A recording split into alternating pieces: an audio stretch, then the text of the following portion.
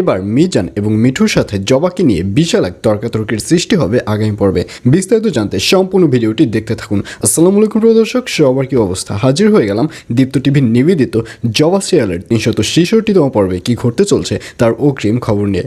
এই পর্বে আপনারা দেখতে পারবেন মিজান সাহেবকে দেখা যাবে সে মদ খেয়ে এতটাই টাল হয়ে যাবে সে ঠিকমতো বাড়িতে আসতে পারবে না, এবং এক পর্যায়ে সুমিত মিজানকে নিয়ে তাদের বাড়ি পর্যন্ত পৌঁছে দেবে।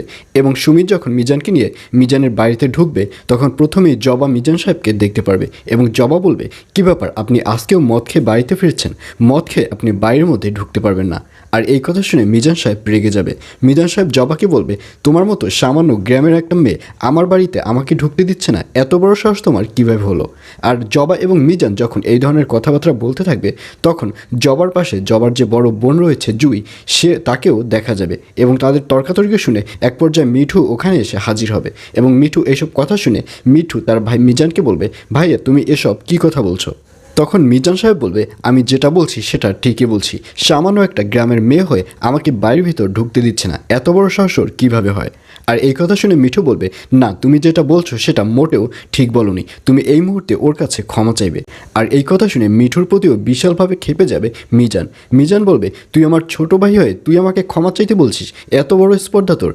আর অন্যদিকে এবার রেহনুমাকে যে চৌকিদার কায়সার তাদের যে বস্তি রয়েছে সেই বস্তিতে আশ্রয় দিয়েছিল, এই ব্যাপারটি বস্তিটির অন্যান্য যে সদস্যরা রয়েছে তারা সহজে মেনে নেয়নি এবং এক পর্যায়ে দেখা যাবে যে দুজন মহিলা এসে রেহনুমাকে অনেক আজেবাজে কথা বলা শুরু করে দিয়েছে। অর্থাৎ রেহনুমা এবং কায়সারকে এক করে অনেক আজেবাজে কথা বলেছে এবং এক পর্যায়ে এইসব কথার অ্যান্সারও এবার কায়সার সাহেব কিন্তু তাদের সামনে দিয়েছে।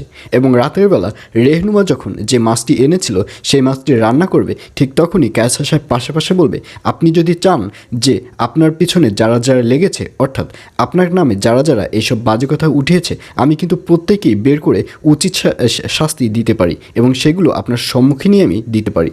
আর এইসব কথা শুনে রেহনুমা রেগে যাবে। রেহনুমা বলবে, আপনি কি বলতে চাচ্ছেন? আমি এখানে থাকছি, এই ব্যাপারটা আপনার সহ্য হচ্ছে না আর এর জন্যই আপনি এইসব কথা বলছেন? তখন কায়সার সাহেব বলবে, না না, আমি এই জন্য বলছি না, আপনি যদি চান তাহলে আমি এটি করতে পারি। আর এই কথা শুনে রেহনুমা বলবে, না না, এসব কোনো কিছু করার দরকার নাই। আর এছাড়াও থাকবে আরও আশ্চর্য সকল ঘটনা। সুতরাং সবাইকে জবা সিরিয়ালের আগামী পর্ব দেখার আমন্ত্রণ রইল।